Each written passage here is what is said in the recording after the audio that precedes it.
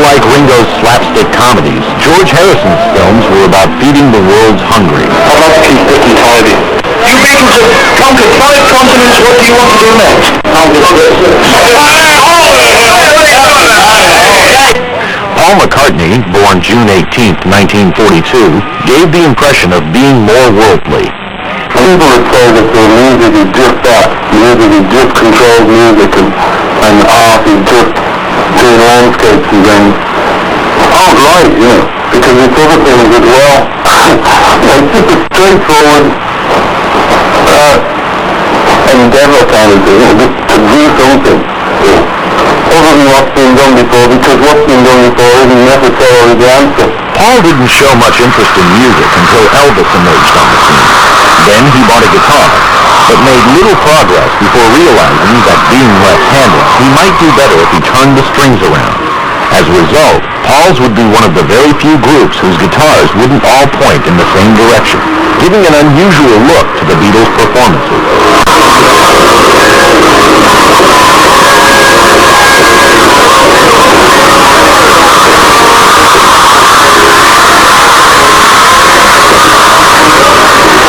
Paul was also the one Beatle to shine in the classroom. He won a prize for literature and thought he might grow up to be an English teacher. James Paul McCartney was also the only Beatle with a musical parent. His father played piano in a ragtime band until the demands of raising 2 boys alone took all his time. Mrs. McCartney died when Paul was 14. John Lennon was not blessed with the family life that Paul had. When John was born on October 9, 1940, his father was nowhere in sight. John Winston Lennon was welcomed into the world under the blitz of bombs falling from Germany's Luftwaffe. His mother turned him over to his Aunt Mimi, who then raised him.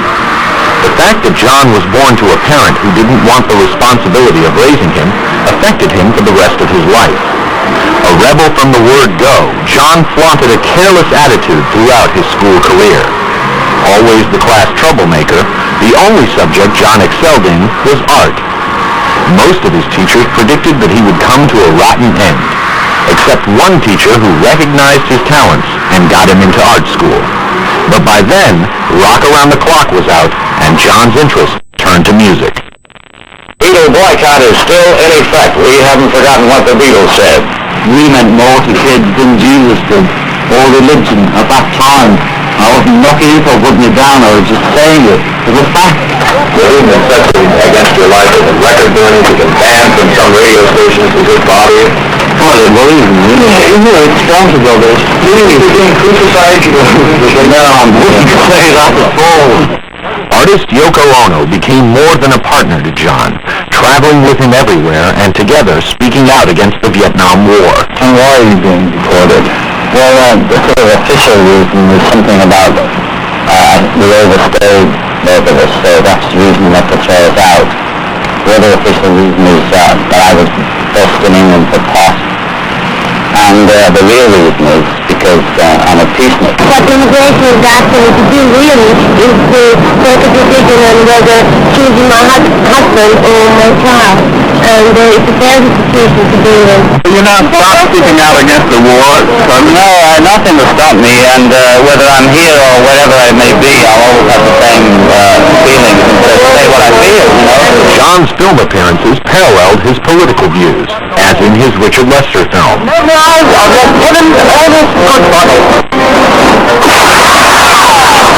are English.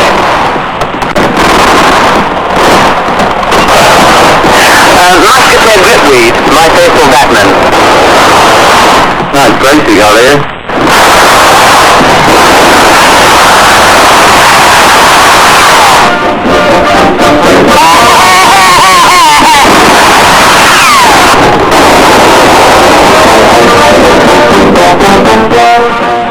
Then from there, you start, maturing or thinking about the trip. The first effects of the drug wear off, and you start coasting along a bit, and you have time to look at the trees.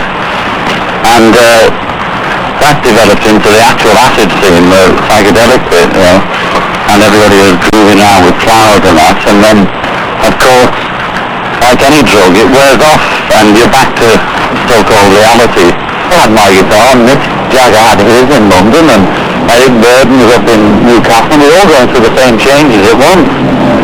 And we all discovered that the values didn't mean a thing, and you could make it without college and education and all those things, It's nice to be able to read and write, but apart from that, I never learned anything worth a damn, Some people sort of discovered a new reality, and some people are still sort of confident about the future, that we too are, Everybody's talking about all the way it's going and the decadence and the rest of it, but not many people are noticing all the good that came out the last 10 years, which is the moratorium and the vast gathering of people in Woodstock, which is the biggest mass of people ever gathered together for anything other than war. Before, nobody had that big an army that didn't kill somebody or have some kind of violent scene like the Romans or whatever. And even Beatles concert was more violent than that, and that was just 50,000. And so the good things that came out were all this fast, peaceful movement,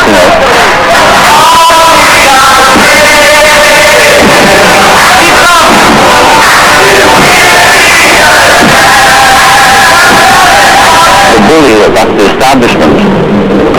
They know how to beat people up, they know how to gas them, they have the arms and the equipment, and the mistake was made that the kids ended up playing their game of violence, and they know how to be violent. They've been running it on violence for 2,000 years or a million or whatever it is, and nobody can tell me that violence is the way after all that time, It must be another way, but a lot of people fell for it, and it's understandable in a way, because when the bully's actually right there, it's pretty hard to say, turn the other cheek, baby.